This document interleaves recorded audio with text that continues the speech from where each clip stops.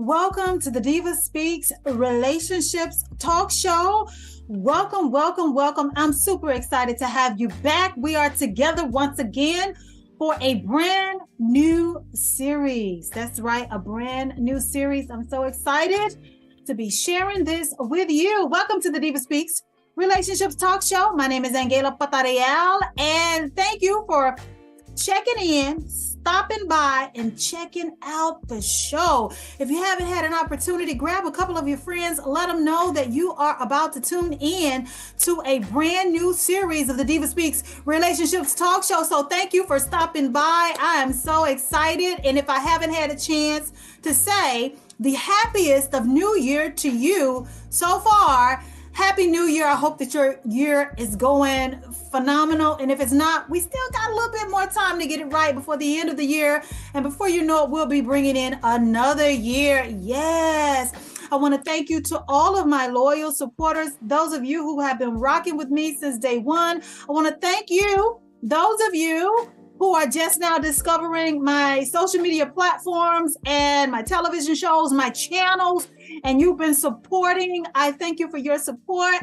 There's a lot more in store and there's a lot more to come. Amen. Yes. If you haven't had a chance to check me out on social media, make sure that you do so. You can find me on YouTube, okay, TikTok, Instagram, and Facebook. No matter which one of those platforms that you find me on, it'll direct you or give you a link somewhere on the page, whether it's a video, something that I'm posting, it'll point you in the direction of all the social media platforms that I am on. And so you can stay tuned and stay connected because I need you to do so.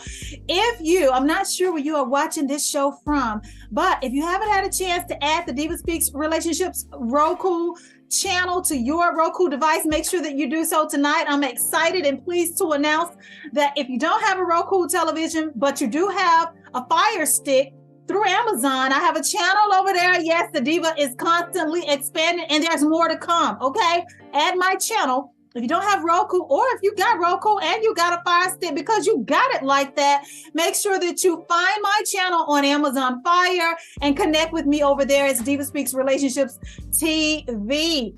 Also, my contract is nearing its end for the Now Television Network and the satellite channels, the 7 of them that I have been ministering on. You still have time to check it out. I do believe that I may have a couple of more weeks. I'm not sure how that's going to go, but it is run its course. So for now, you can still catch Diva Speaks Relationships Ministry on the Now Television Network. I do believe I could be standing in error, but you know what? If you can't find it over there, baby, always come home to Diva Speaks Relationships Roku channel because my content is always on my channel if you can't find it anywhere else. Okay. So check it out every Thursday at 5 a.m. Eastern Standard Time. You can find the Diva Speaks Relationships Ministry airing over on the Now Television Network and Intel Satellite Television. Yes, you can. In addition, if you have Spectrum Cable or AT&T Uverse and you want to check out the talk show, okay, make sure that you tune in every second and fourth Friday of the month at 11 p.m. Eastern Standard Time. If you're here in the Carolinas, because I'm talking to you from the Carolinas, it will be Spectrum Cable Channel 21 at 11 p.m. or AT&T Uverse Channel 99 at 11 p.m. And again, that's every second and fourth Friday of the month. Those are my contractual air times. Those are my contractual dates and air times. So make sure that you check it out. If you're local in Charlotte and you got access to public access TV, which is our Access 21. Never despise the days of small beginnings because, baby, those connections, God is good. Those connections and that type of alignment and networking is what has got me here today. Make sure that you check me out on Access 21 every second and fourth Friday of the month. You can either live stream it if you don't have cable, or you may be your situation is a little bit different right now. If you got Wi-Fi, just go to tvaccess21.com and live stream my show from the station's website, okay? Or Access 21's Roku channel, okay? You can do all of that. I just provided you with so many different platforms, so many different avenues to watch the Diva Speaks Relationships Talk Show. And again, there is more to come. More Roku channels of coming down the pipeline. And I will be announcing that as, everything is put into place. But I want to just give thanks to God, our Heavenly Father, for making all of this possible. Lord, it feels so good. Yes, it does. So I think that's all of that is out of the way because, I only tape one time.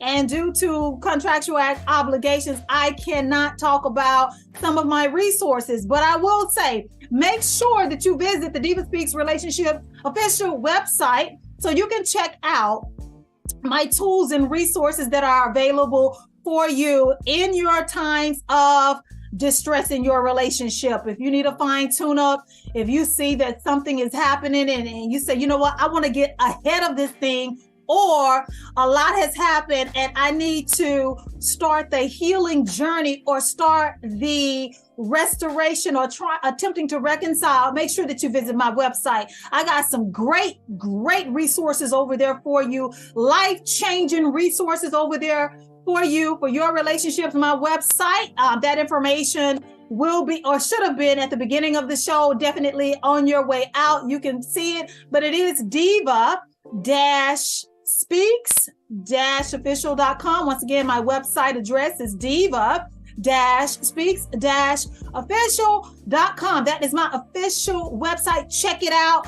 You will not be disappointed. You get to know a little bit more about me, where I've been, my appearances, my resume, things that, you will be able to see my track record, and that I'm just not some social media person that just likes to talk. I am not new to this. I'm very, very true to this and committed to the success of relationships and or your healing journey for your next relationship, if it's not that relationship. Amen. Yes. So this is the series that I have taken my time with, and I refuse to begin the production process until I knew exactly the direction that I wanted to go, because I wanted it to be relatable. I wanted it to be something that you guys can sit down and walk through this with me, versus someone just, I know though there are those of you who like teaching and, the preaching aspect of it. And I enjoy those too. There's a time and a place for it. But tonight, I just want to have an intimate conversation with you about the autopsy. Tonight, we're going to be talking about and starting the official start of the Autopsy series. Autopsy. That's right. Autopsy. We've all heard that word before as it relates to death, right? The Autopsy series. I can't repeat that enough because I want you to get a visual in your head. The Autopsy series. What caused the death of your marriage? What was the reason your relationship died? Do you know? Have you come to terms with it? Or do you need to start the autopsy process to get a better understanding of how that relationship died? Were there things that you could have prevented? Did the relationship or the marriage have pre-existing conditions that you were aware of?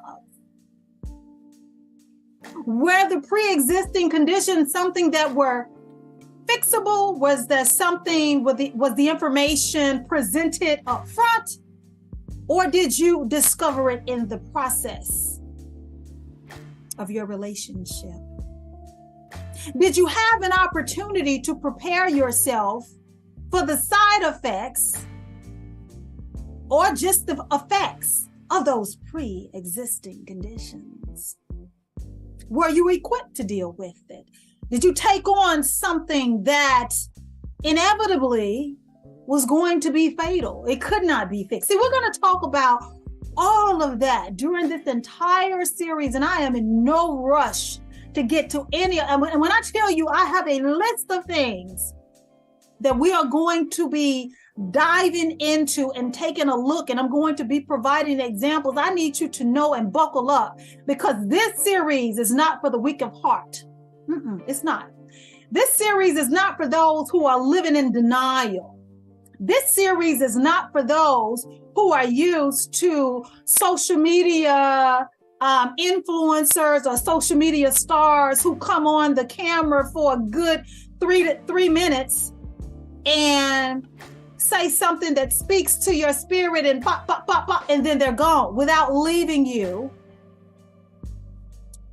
with something that you can ponder on in an effort to get a better understanding, transitioning you into a place where you can begin to either fix that situation, fix what is wrong within, and or heal it.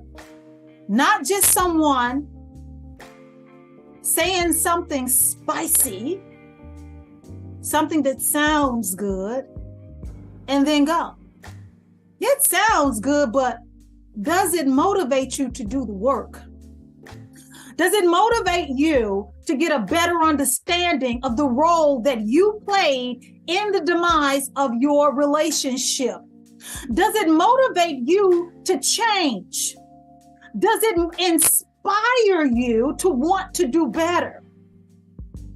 And last but not least, does it invoke feelings of, I might can salvage this thing because now I see where we started to lose the pulse in the relationship. That's what this series is, okay? Now, if you're with me so far, if you are still with me and you're interested, make sure, okay? Make sure that you begin helping the diva by spreading the word on the things that we are going to be talking about. So when I was in preparation for this series, I thought of a movie that we were all, and I say we all, I mean collectively, we were all applauding when it came out a few years ago. We were all like, oh, this is a good body of work. And when I thought about the name, The Autopsy, this movie came to mind. But for those of you who are not quite making the connection yet, before we talk about this movie, you do know that when an autopsy is performed, there's usually a question mark over the reason for the death of a person. Or law enforcement and or the family is concerned that there may be foul play or there could be other contributing factors to the death of said person. So they perform an autopsy to get very specific details as to why this individual is no longer living. When the professionals perform the autopsy, they go through a series of different tasks in order to pinpoint what this particular person died of. Was it natural causes? Was it foul play? Was it self-inflicted? Could it have been prevented? I mean, it's a host of things that they are either trying to eliminate and or pinpoint. That's what I think of when I think of an autopsy. And they have so many shows on the ID network that are dedicated to helping law enforcement solve crimes. Especially, when we talk about the ID network, especially the series Snapped, when they get to digging and finding out, when this person did something to that person because the relationship wasn't going in the direction that they wanted, and it's usually the woman, it's called snap. When they start digging and digging, oh, such and such didn't die like she said, or led us to believe, or wanted us to believe, because the autopsy shows, you get it? So back to this movie, guys. Do you remember the movie by Tyler Perry, the movie Acrimony? The movie Acrimony. Very good body of work by Tyler Perry. To me, one of my favorites outside of The Family That Prays. I mean, this particular movie really had a lot of layers to it. And I remember at the beginning of the movie, there was the definition of the word acrimony. And let me read it for you. Acrimony, anger and bitterness. Example of acrimony in a marriage, full of anger. The arguments are full of anger and bad feelings, being nasty with each other. That's what acrimony basically means, full of anger, resentment, bitterness, all of that.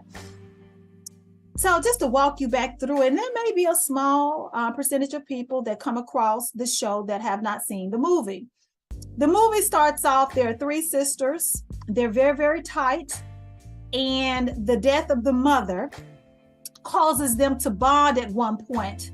One of the sisters at an early age got involved with a guy while she was in college. While she was in college, there were signs. There were signs that there was, some growing up that needed to be done. She caught him cheating with a girl, and she had this fit of rage that she allowed to consume her. She allowed rage to consume her to the point, and this is very important, at a young age, young adult, she caught a then boyfriend cheating. She allowed the emotions to overwhelm her, and she took her car and she rammed it into his RV, the little RV that he was living out of. He was in there with a girlfriend. They had been intimate, and she rammed it and she destroyed his home. And in the process, she destroyed her ability to ever have children. Allowing your emotions to fester and overtake you, okay? That was the first thing that happened. After her mom died, she got a big old mess of money, a crap load of money. The sisters were concerned that she was going through this money. And a lot of the money she spent on this young man. They got married, they started living the life, and all he was dedicated to at that time was perfecting his craft and his invention. He believed in himself. She did too. For years she did. She believed in her husband. The sisters, there were two sisters. They were very bitter. They didn't think too highly of this guy. And you can kind of understand that this is someone who has, not really done right by your family member. She has lost her ability to ever have kids behind you. Not excusing what she did, but you was part of the reason that she acted the way that she did, because you were cheating on her with this girl. Well, guys, as the movie progresses, the money runs out.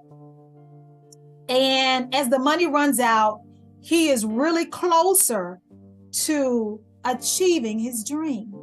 Very, very close. The more the money runs out, the more the sisters are in her ear. The more the sisters are in her ear, the more bitter and angry and less tolerant. She has no patience for him. She talks to him like a low-down, dirty dog, like he is beneath her. To the point that it gets so out of control that you can really see that she has a level of disgust for her husband that is really unholy and unhealthy. Now, she's a grown woman with her own marriage, her own set of problems, her own bills. She went broke behind it because he hasn't worked a day in his life. All the bills were on her, and all the money was drained from her bank account. And she let her sister talk a bad situation from a molehill to a mountain. And it just got worse. Well, remember the girl that he was cheating with when they were younger? This woman now is a major player at the company that he needs to get his invention in front of before the members of the body or the people that the decision makers in that company. She was the person. And while he was trying to orchestrate this process or whatever, he withheld certain information from his wife. The sisters were constantly in her ear. One thing led to another. Something as innocent as him trying to achieve his dream, unfortunately with the woman when they were kids that he got caught creeping with, it looked like he was cheating. Now again, with the girl that he was cheating with, which is the reason why the wife can't no longer have any babies.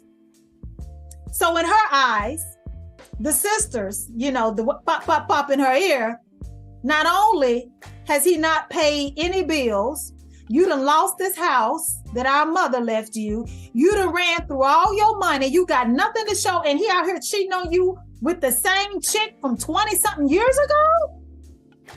And she ripped him into shreds. She did. She ripped him into, it was painful. Do you guys remember that? It was so painful watching her talk to him like that. Oh my God. Taraji played that role. Amen. She played that. Oh Lord, she played that role. I felt for him because we in the audience, we could see everything. Whereas her character couldn't see anything. She was so angry. She had to move in with her sister. She's listening to them. They still with their man, okay? But they didn't help her talk her out of her marriage, right? They're still with their man, but now you don't have yours. And what was the crazy thing about it is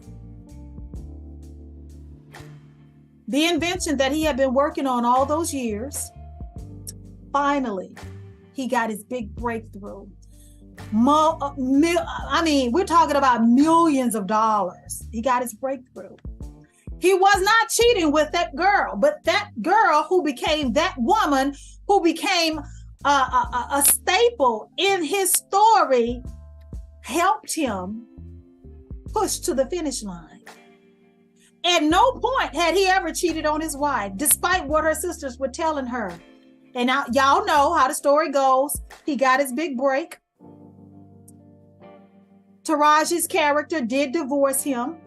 He tried to win her back. He really did. He tried to win her back. He wanted her back. He wanted her back, but she was too blind to see what role she was playing or the things that she allowed to happen to get her to the point that she was in then. This man showed up at her job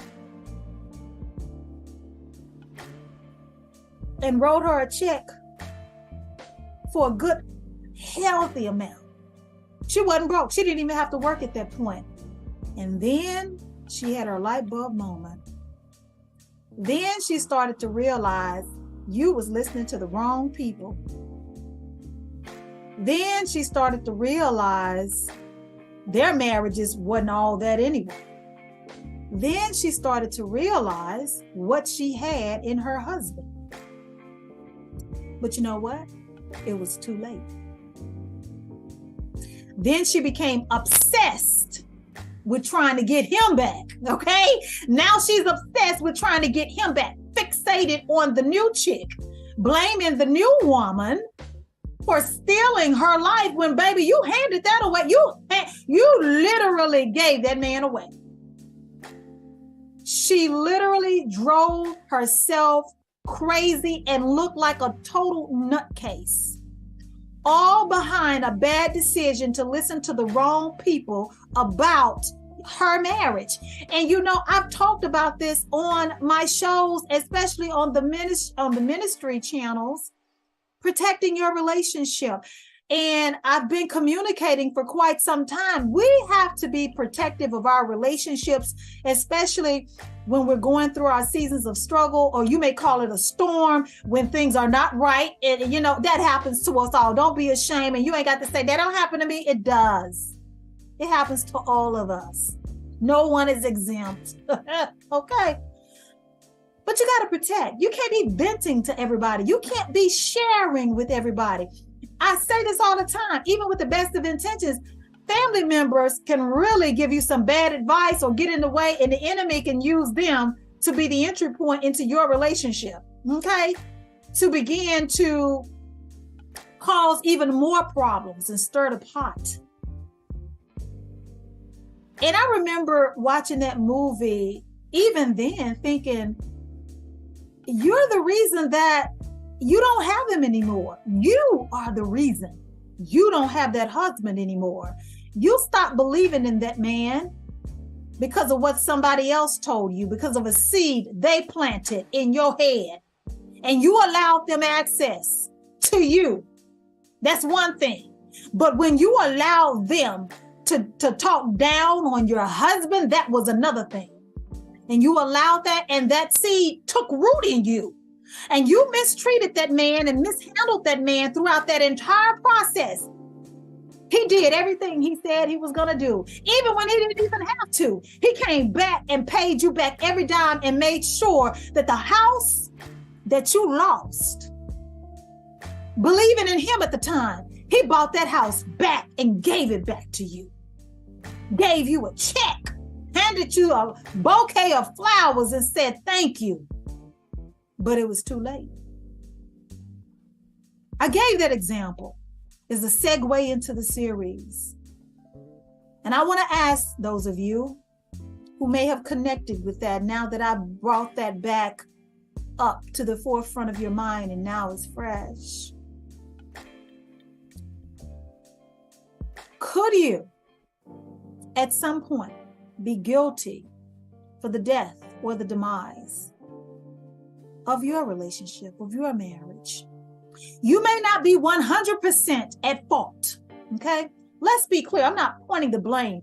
This is a series dedicated to understanding your role and what happened. Because the covenant, or if you're not in the covenant, your committed relationship at some point meant something to you. At some point, things went wrong. Things began to change. There was a shift that you noticed and did nothing about, or that you noticed and felt helpless. You didn't have the answers at the time, or that you noticed, but you didn't exactly have a name to associate with what you were seeing. So what could some of those things be? As we began to talk about what caused the death of your marriage, okay? How did your relationship begin to die? You know, some of the things that we're going to talk about, again, are not going to be easy.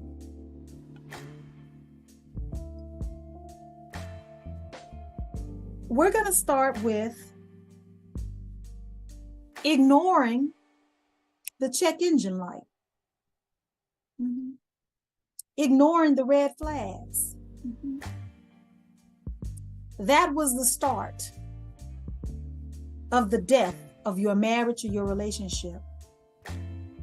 Get honest with yourself. Were there some things now that you look back? Because hindsight is 20/20. What were the things that you saw happening that you didn't say anything about, that you let slide? What were the red flags that you ignored? What things were going on that you didn't say anything about, either for the sake of keeping the peace, for the sake of not wanting to turn a bad situation worse, not wanting to have another argument, or simply maybe because you was doing your dirt, or because you know that you had some things going on in the relationship or the marriage that were not quite right. So you felt as if you had no right to point out certain things that you know wasn't right. And I'm saying to you, acknowledge your role, but then too, you also simultaneously have to address the fact that you saw the red flags. You knew the check engine light was there and you failed to do anything about it. And you may be asking, okay, but Diva, what could the check engine light be? For instance, knowing that you're not spending enough time together, knowing that your spouse or your significant other is finding reasons not to be at home, or this could be you working late, finding reasons to work overtime, or lying about working late, finding excuses to do things without you. Now you have went from spending quality time together, enjoying one another's company, doing the things that couples do, pouring into one another. What used to be effortless with just hanging out with your best friend and the person that you love, now it's a problem. You're finding that you're not spending any time together. And when it is, it's short-lived or it's few and far in between, ignoring the check engine light. That should have been a sign that something is wrong. And I get it.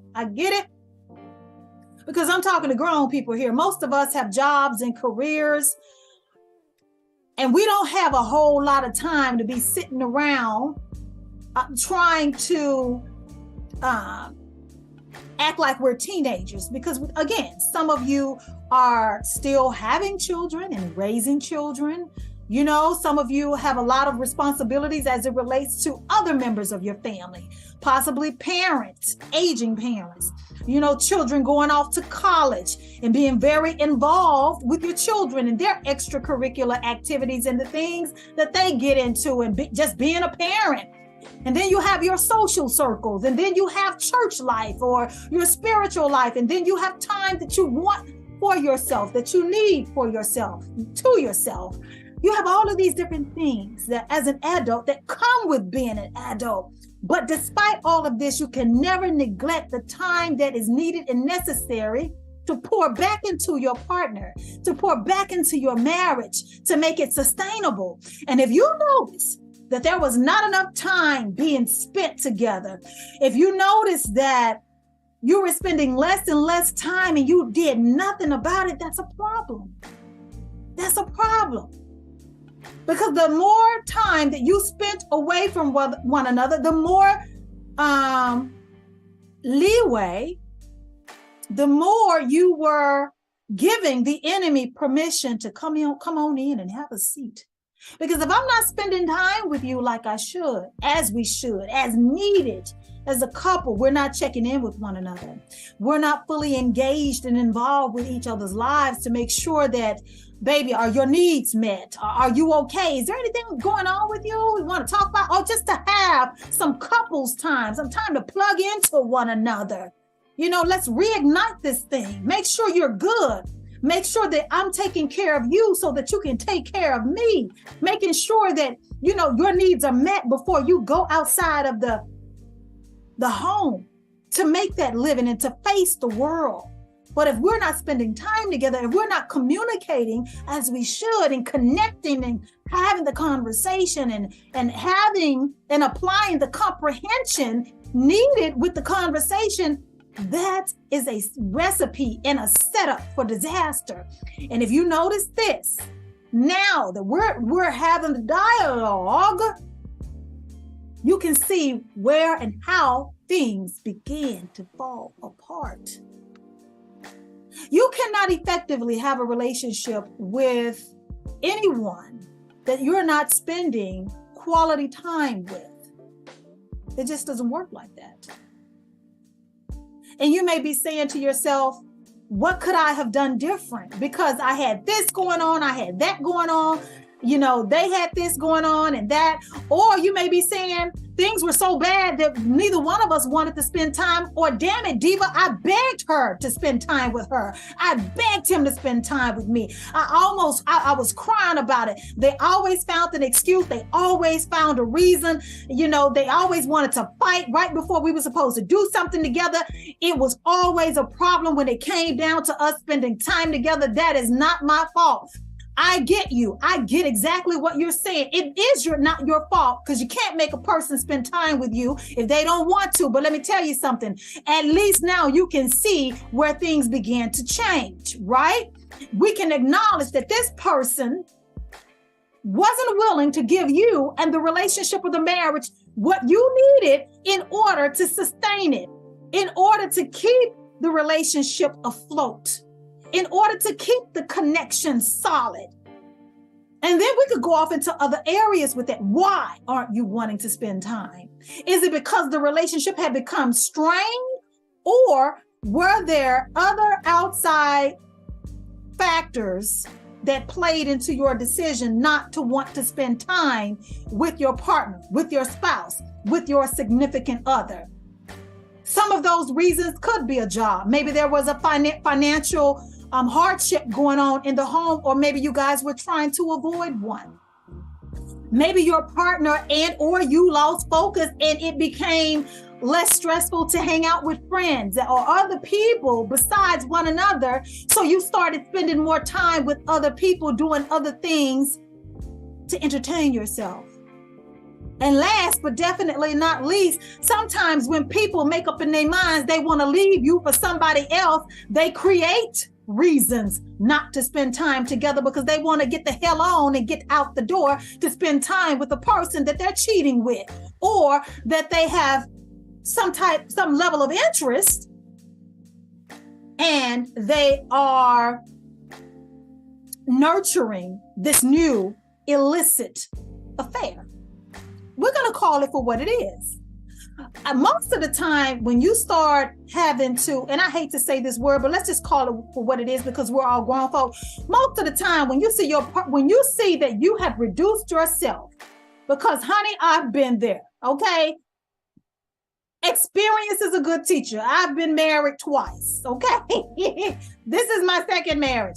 When you notice that you now have been reduced to having to beg your spouse to spend time with you, and they're giving you pushback, and even if they don't say no, they're giving you an attitude, and you know they really don't want to be there with you, things are bad.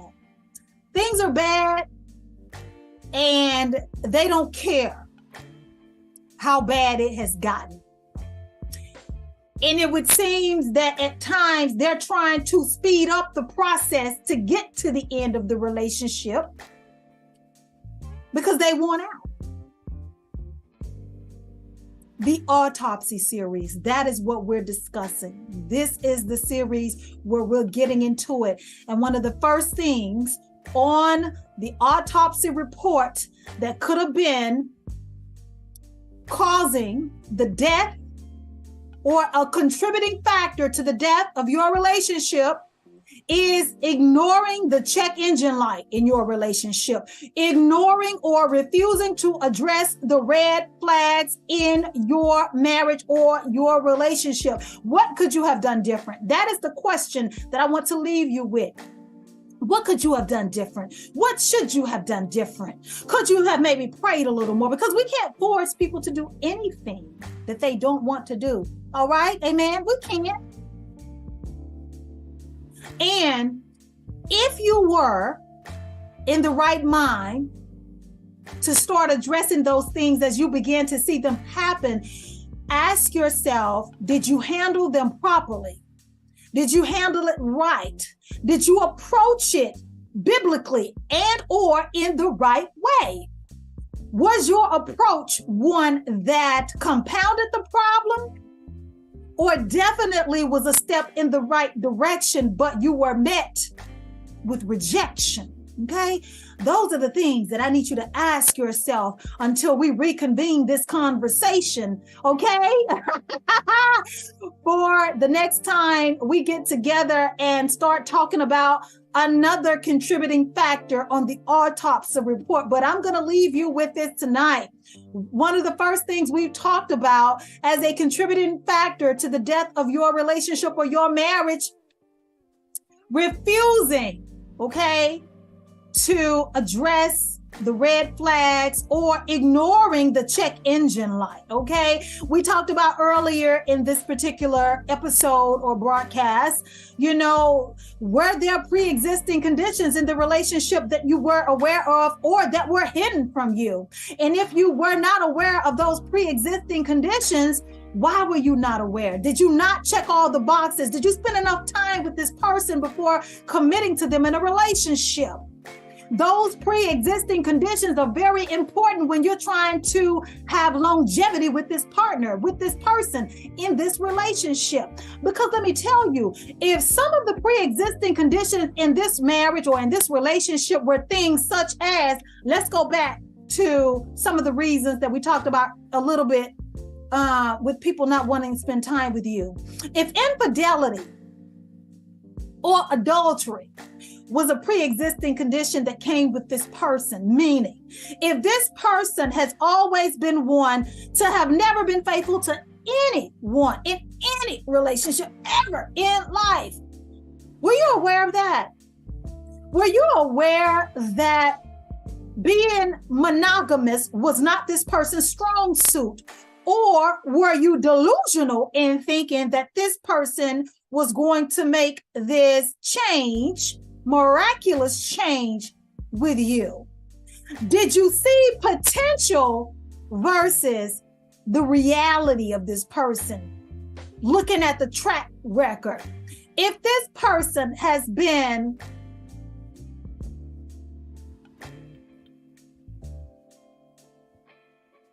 rigorously unfaithful to every partner they've ever been with, and they refuse to either acknowledge it, address it, have the conversation, and place that information on the table with a strategy as to how it would be different with you, you were setting yourself up for a relationship full of disappointment because they've had no practice in being monogamous. Was that one of the pre-existing conditions that you were dealing with, that you were just hopeful versus looking at the reality of it? These are the things that we have to get honest with ourselves about. Another pre-existing condition. Did you get into a marriage or a relationship with someone who has a substance abuse issue or problem? Things like that fall under the umbrella of pre-existing conditions. Were you aware of them? Or did you discover this information in the journey when things started to fall apart, when things started to make no sense at all? And you're wondering, where is this coming from? How did we get here? What the hell? Pre-existing conditions. They've been like that. They've been like that.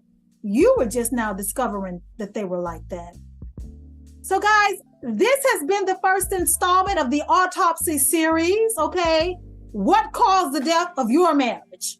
What caused your relationship to die? My name is Angela Patarial, and make sure that you tell your friends and come back for the next episode and installment of the Autopsy series as we begin to dig deeper and dive more into the reasons for the death of relationships and coming out of this land of delusion and denial and start owning up to some of the things that happened that caused our relationships to fall apart. Because you know what? Sometimes hindsight is 20/20.